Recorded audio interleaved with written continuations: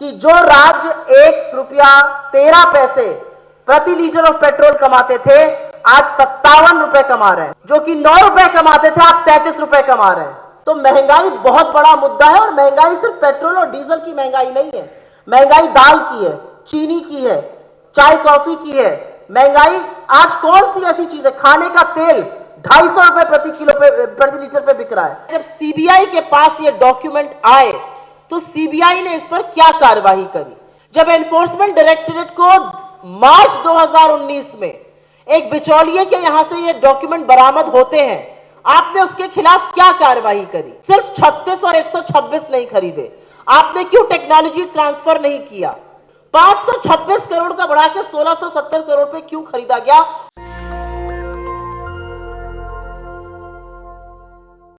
पिछले 5 साल से राफेल को लेके बहुत चर्चा होती है, और जब जब राफेल पे सवाल पूछो तो सरकार किसी न किसी मुद्दे के पीछे, किसी न किसी बहाने के पीछे छुप जाती है।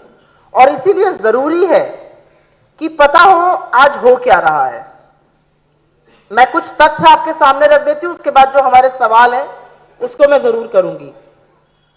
जब यूपीए की सरकार थी तो डसॉ कंपनी को L1 बिडर होने के नाते 126 राफेल लड़ाकू विमान का कॉन्ट्रैक्ट दिया गया था।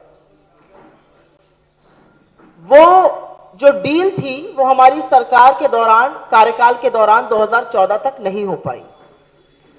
2015 में मोदी जी फ्रांस गए और फ्रांस में जाकर उन्होंने गवर्नमेंट टू गवर्नमेंट नेगोशिएशन किया, जिसकी एक्चुअल खबर कैबिनेट के भी कई मंत्रियों को नहीं थी। 126 हवाई जहाज के बजाय सिर्फ 36 खरीदे गए, जहां पर 570 करोड़ रुपए की कॉस्ट होनी थी वो 1670 प्रति लड़ाकू विमान पर खरीदे गए। जहां पर टेंडर से चुना गया था वो टेंडर कैंसिल कर दिया गया। जो क्लॉज था इंटेग्रिटी क्लॉज, जिसका मुख्य कारण यह था कि उसमें बिचौलिया ना हो, कमीशन ना हो, अगर कभी भ्रष्टाचार हो उस पर तफ्तीश हो सके, उस क्लॉज को निकाल दिया गया।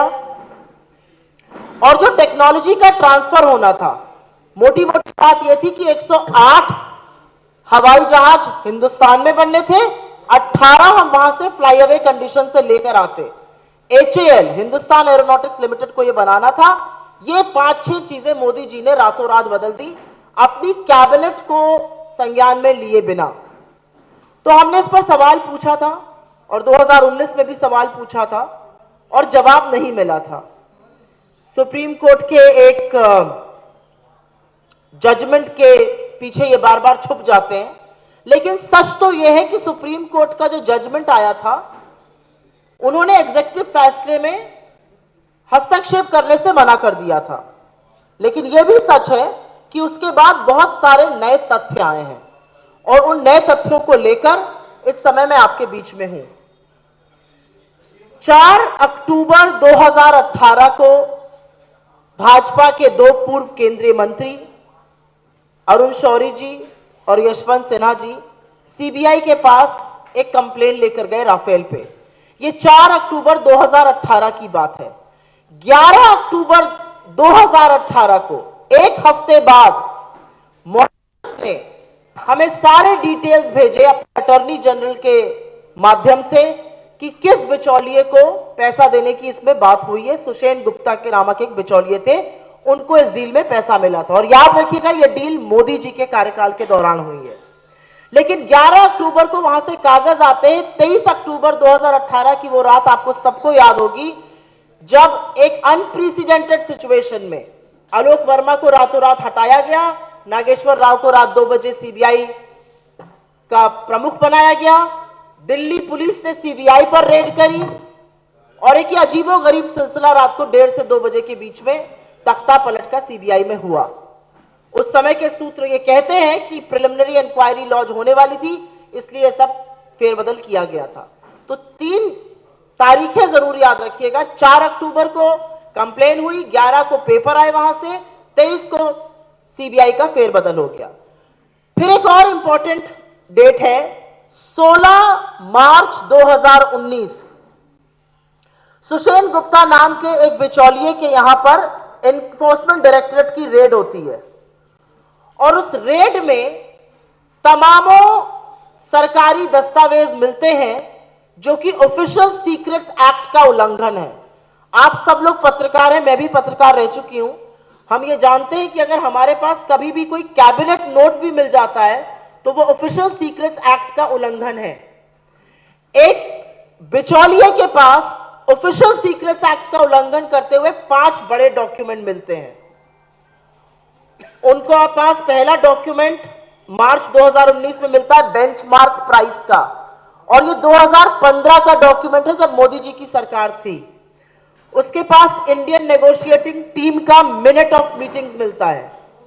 उसके पास एक्सेल शीट मिलती है जिस पर गवर्नमेंट ऑफ इंडिया ने कैलकुलेट किया था कि कितना पैसा कैसे दिया जाएगा राफेल को।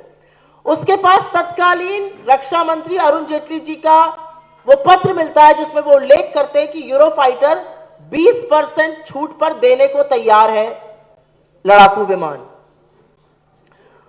और उसके पास एक नोट मिलता है जो उसने लिखा था डसॉ, मतलब राफेल की कंपनी को, जून 2014 में जब मोदी जी की सरकार बने एक महीना हो गया था, और उन्होंने लिखा था मैं आपकी मीटिंग आला कमान से करा सकता हूं, वो आपसे मिलने को तैयार है। ये 5 बड़ी चीजें सुषेण गुप्ता एक बिचौलिया है, 2019 में उसके पास से ये मिलती हैं। राफेल का सौदा मोदी जी के कार्यकाल में 2015 में हो चुका था। सीबीआई के पास डॉक्यूमेंट्स मॉरिशस से आते हैं, सीबीआई में तख्ता पलट हो जाता है, सीबीआई उस डॉक्यूमेंट के बारे में कुछ नहीं करती है। एनफोर्समेंट डायरेक्टरेट की रेड में एक बिचौलिए के पास ये सनसनीखेज डॉक्यूमेंट्स मिलते हैं जो गवर्नमेंट के अलावा किसी के पास होने नहीं चाहिए। एनफोर्समेंट डायरेक्टरेट इसमें कोई मुकदमा, कोई कार्रवाई नहीं करता है। 5 बहुत बड़े चेंजेस हुए। बिना टेंडर के खरीदा गया, 126 की जगह सिर्फ 36 खरीदा गया, 570 करोड़ प्रति विमान की जगह 1670 पे खरीदा गया, एचएएल को हटा दिया गया, ट्रांसफर ऑफ टेक्नोलॉजी नहीं हुआ, सिर्फ 36 विमान वहां से बने बनाए आ गए। हमारा आपके माध्यम से 4 सवाल है। हमारा पहला सवाल है, जब सीबीआई के पास ये डॉक्यूमेंट आए तो सीबीआई ने इस पर क्या कार्रवाई करी? जब एनफोर्समेंट डायरेक्टरेट को मार्च 2019 में एक बिचौलिए के यहां से ये डॉक्यूमेंट बरामद होते हैं, आपने उसके खिलाफ क्या कार्रवाई करी? आपने क्यों सिर्फ 36 और 126 नहीं खरीदे? आपने क्यों टेक्नोलॉजी ट्रांसफर नहीं किया? यहां आके बनते, एचएएल बनाता, कारखाने लगते, लोगों को नौकरियां मिलती, क्यों आपने सिर्फ 36 खरीदे? 526 करोड़ का बढ़ा के 1670 करोड़ पे क्यों खरीदा गया? और एंटी करप्शन क्लॉज जिसमें बिचौलिए नहीं हो सकते हैं, जिसमें कमीशन नहीं हो सकता है, वो क्यों ड्रॉप हुआ? 2021 में आपने पेट्रोल 28 रुपए बढ़ाया है, डीजल लगभग 30 रुपए बढ़ाया है, और आपने 5 और 10 रुपए से घटा दिया है। ये कौन से झुंझुने? इनको क्या लगता है कि जनता बिल्कुल मूर्ख है, जनता को कुछ दिखता नहीं है? अरे जिस जनता की कमर आप तोड़ रहे हैं उसको ये झुंझुना मत दीजिए, उसको ये लॉलीपॉप मत दीजिए। ये सच कि जो राज्य 1 रुपया 13 पैसे प्रति लीटर ऑफ पेट्रोल कमाते थे, आज 57 रुपए कमा रहे हैं, 57 पैसे कमा रहे हैं। और आप जो कि 9 रुपए कमाते थे, आप 33 रुपए कमा रहे हैं। आप 32 रुपए डीजल पे कमा रहे हैं और उन राज्य 74 पैसा कमा रहे हैं। तो महंगाई बहुत बड़ा मुद्दा है, और महंगाई सिर्फ पेट्रोल और डीजल की महंगाई नहीं है।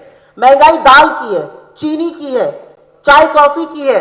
महंगाई आज कौन सी ऐसी चीज है? खाने का तेल 250 रुपए प्रति लीटर पे बिक रहा है। महंगाई हर तरफ है। निजीकरण करके आप कहीं ना कहीं जो सहूलियतें दी जाती हैं, चाहे वो बुजुर्गों के लिए कंसेशन था, बच्चों के लिए कंसेशन था, दिव्यांगों के लिए कंसेशन था, जो आरक्षण का मुद्दा है, आप कहीं ना कहीं सब चीजों पर प्रहार कर रहे हैं। तो ये निजीकरण नहीं है, ये खुलेआम दिन दहाड़े लूट है। और ये उन लोगों के मुंह पर जरूर करारा तमाचा है जो ये पूछते थे 70 साल से कांग्रेस ने क्या किया। 70 साल से कांग्रेस ने वो संसाधन बनाए जिनको बिना बेचे आज आपका काम नहीं चल रहा है। मैं ये जरूर कहना चाहती हूं। बाद जब कांग्रेस की जवाहरलाल नेहरू जी के नेतृत्व में सरकार बनी, तो नेहरू जी ने अगले 8 साल सिर्फ ये नहीं कहा अंग्रेज ऐसा कर गए हम क्या करें, अंग्रेज ऐसा कर गए हम क्या करें। नेहरू जी ने प्रधानमंत्री बनने के बाद इस देश में आईआईटी, आईआईएम, एम्स, ये बनाए, शैक्षिक संस्थान बनाए, भाभा बनाया, एटॉमिक एनर्जी बनाया, इस देश को स्वावलंबी बनाया। हमने 200 साल की गुलामी का वक्तव्य नहीं दिया जो आज 8 साल बाद भी कांग्रेस की बात होती है। तो मैं इसलिए कह रही थी कि मुगलों को एक ब्रश से पेंट मत करिए, उसमें कुछ शासक अच्छे थे, अंग्रेजों ने हमारे ऊपर गुलामी करी और उस गुलामी को बिल्कुल गलत कहा जाएगा। नेशनल दस्तक की आपसे गुजारिश है कि अगर इसको बचाना चाहते हैं तो नेशनल दस्तक को सब्सक्राइब करने के लिए रेड कलर के सब्सक्राइब बटन को दबाएं, फिर बेल आइकन की घंटी दबाएं। नेशनल दस्तक को बचाने के लिए बहुत जरूरी है कि हर खबर को शेयर करें, लाइक करें, कमेंट जरूर करें।